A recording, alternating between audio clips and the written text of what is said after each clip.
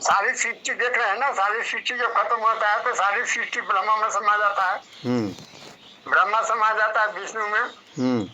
अच्छा, शंकर रुद्र है, शंकर जो है शंकर ब्रह्मा में समा जाता है और सृष्टि ब्रह्मा में समा जाता है। ब्रह्मा समा जाता है विष्णु में और विष्णु समा जाता है आदि शक्ति में। आदि शक्ति समा जाता है निराकार में। वही ज्योत स्वरूप होता है, जिस ज्योति को ज्योत है मानव ज्योत को ले पहचान। आखिर जो दीप जलता है, सूरज है तो सूरज जलता है, तो वो भी जितना भी नीचे दीप जलाइएगा तो ऊपर में उसका लौ जाता है।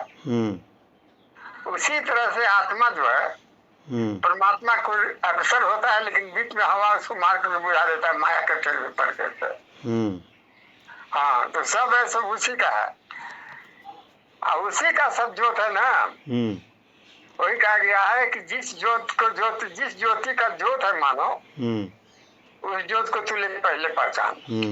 और ये पहचान होगा तो कोई ब्रह्म ज्ञानी सदगुरु के द्वारा हो सकता है।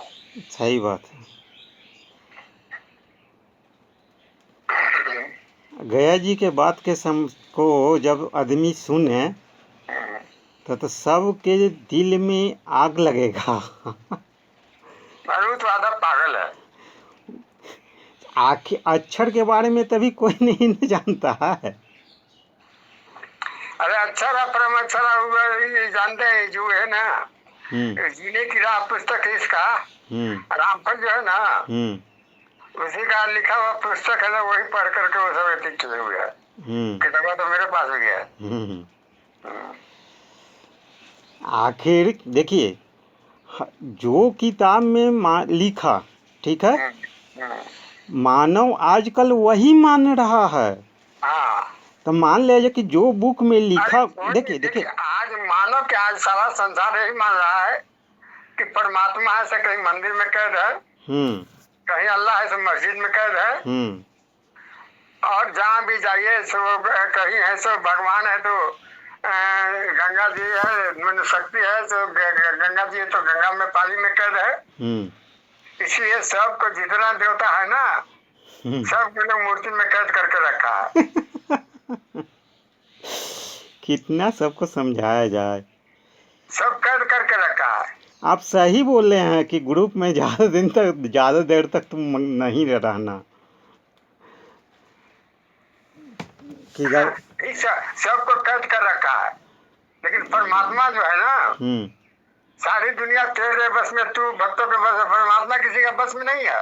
नहीं, वो निर्लेप है, वो निर्गुण है, वो निराकार है, वो निर्मल है, वो अभेद है, उसमें कोई भेद नहीं है, अछेद है, उसमें कोई छेद नहीं है। तो सब लिखा हुआ है, उठा करके उत्तर कांड में रामायण पढ़ करके देखे। नहीं उसे जलाया जा सकता है, नहीं उसे काटा जा सकता है, कुछ उसे किया नहीं जा सकता है। तो फिर काटा नहीं जाता, जलाया नहीं जाता है। ईश्वर क्या कहते हैं कि परिवर्तन होता है, जड़ जो शरीर का बना हुआ है, जड़ में अगर ये जो बोल रहा है निकल जाए, तो फिर इस शरीर को कुछ भी कर दो, कोई कुछ होगा? कुछ नहीं। कौन सी शक्ति है कि इसके अंदर में इंटर है? हर मानव वही निराकार का ही ज्योत है। में कोई भी प्राणी माँ के घर में आता है, तो कैसे आता है, फिर कैसे कहाँ निकल के जाता है, कोई जानता है? कौन शक्ति आता है जो बोल रहा है, कौन शक्ति आ रहा है इस जड़ शरीर को संचालन कर रहा है, दिमाग को केंद्रित कर रहा है? आदमी को क्या क्या कहा जाए। देखिए हम ये कलयुग में इतने नक्रम खान जो वेद है ना, वेद लिखा हुआ ब्राह्मणों का, कहा कि और कोई जात संस्कृत आप फलना चिल्ला नहीं जानता था। ऐसा वेद खेद जितना वेद है ना, ये कर्म कांड है। सही बात है। आज आया हुआ तो हमारे यहाँ से कुर्थौल में जग हो रहा है। हम जग का मतलब आप समझते हैं?